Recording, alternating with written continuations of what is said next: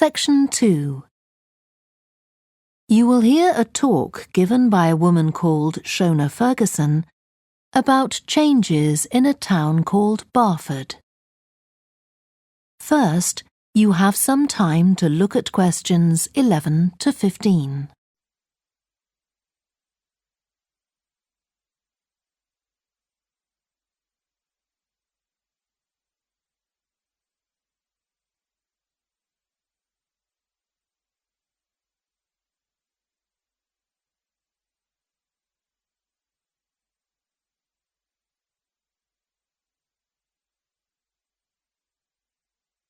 Now listen carefully and answer questions 11 to 15.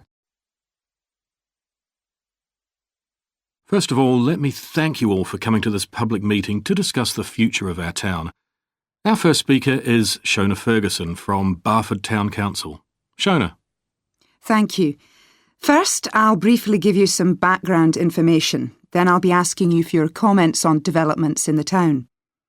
Well, as you don't need me to tell you, Barford has changed a great deal in the last 50 years. These are some of the main changes. 50 years ago, buses linked virtually every part of the town and the neighbouring towns and villages. Most people used them frequently, but not now, because the bus companies concentrate on just the routes that attract most passengers. So parts of the town are no longer served by buses. Even replacing old, uncomfortable buses with smart new ones has had little impact on passenger numbers. It's sometimes said that bus fares are too high, but in relation to average incomes, fares are not much higher than they were 50 years ago. Changes in the road network are affecting the town. The centre was recently closed to traffic on a trial basis, making it much safer for pedestrians. The impact of this is being measured. The new cycle paths separating bikes from cars in most main roads are being used far more than was expected, reducing traffic and improving air quality. And although the council's attempts to have a bypass constructed have failed, we haven't given up hope of persuading the government to change its mind. Shopping in the town centre has changed over the years. Many of us can remember when the town was crowded with people going shopping. Numbers have been falling for several years, despite efforts to attract shoppers, for instance by opening new car parks. Some people combine shopping with visits to the town's restaurants and cafes. Most shops are small independent stores, which is good, but many people prefer to use supermarkets and department stores in nearby large towns, as there are so few well-known chain stores here.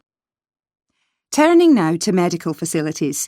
The town is served by family doctors in several medical practices, fewer than 50 years ago, but each catering for far more patients.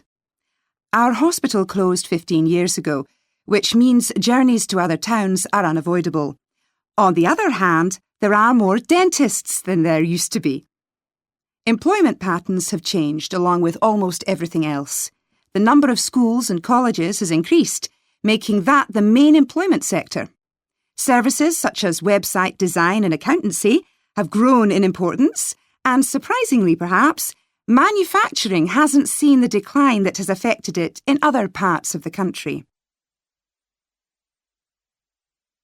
Before you hear the rest of the talk, you have some time to look at questions 16 to 20.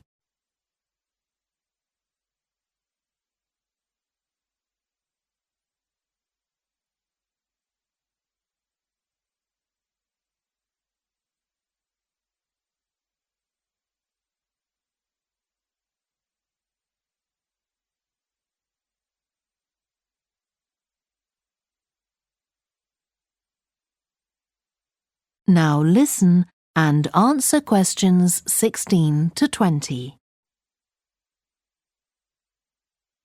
Now I'll very quickly outline current plans for some of the town's facilities, before asking for your comments. As you'll know if you regularly use the car park at the railway station, it's usually full.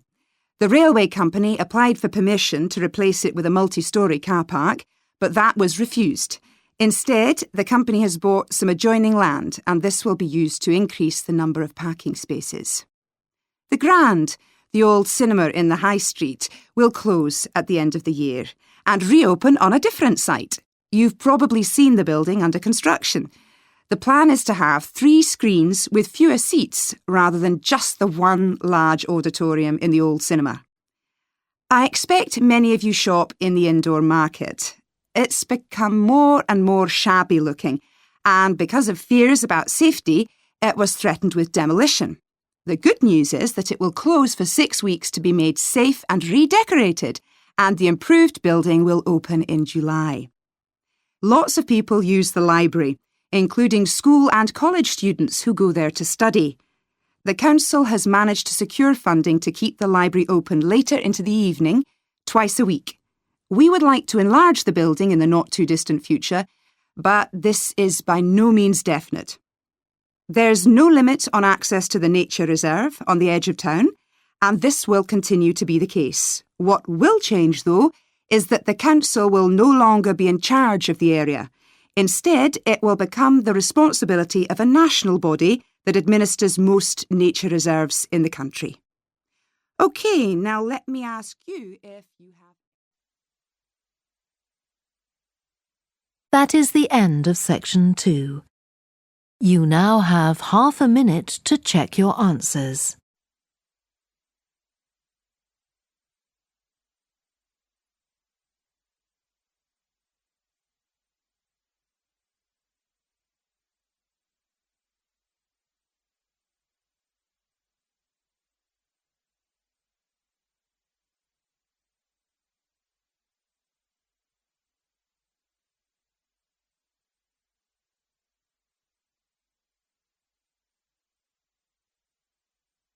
Now turn to section 3.